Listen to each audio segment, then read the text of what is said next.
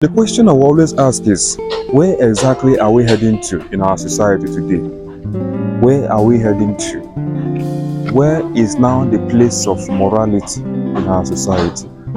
Most times when I talk or when people listen to me, they say, you speak as though you are perfect, or you speak as though you're a pastor. I'm not a pastor actually. But then I think it's very important that we always define the place of morality in everything that we do, because morality is something that is inborn.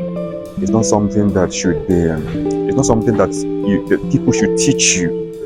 Now, look at that particular story on your screen. You allow your child do your husband's duty because your husband left you for another woman. That is why you allow your son climb you, have sexual knowledge of you because your husband is not around.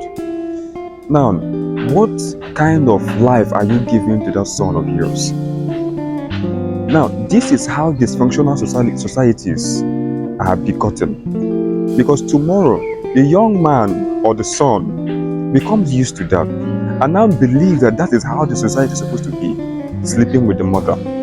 Maybe the same way it is being done, that is also the same way, the same thing will be repeated in his own family. That is, if ever he finds himself getting married to another woman because of the carnal knowledge he has already had with the mother. Now, as a mother, out of frustration, out of the desires of the flesh, you are allowing your son have sexual knowledge of you, the mother, a son that you carried in your tummy for 9 good months. You are allowing your son have carnal knowledge of you because your husband is not around. What kind of society are we building with this particular kind of thing? Whenever I read things like this online, I begin to ask myself a lot of questions. What is our society turning into?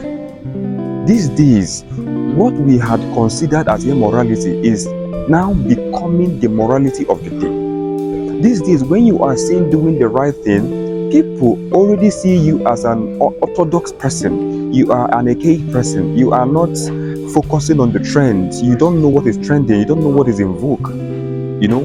Until you begin to do things the world does, which is the wrong way. When you are focusing on the right thing, you are seen as someone who is obsolete. Where is the place of morality in our society? It is very, very unfortunate that we are getting to a point in our lives where even the parents may not know exactly what they get to teach their parents, teach their children. Because one, you don't teach what you don't know. Definitely, you are going to teach your children what you know, and then what you know, is it moral or not? A woman who is allowing her son climb her for sexual purposes, what does the future hold for that young man?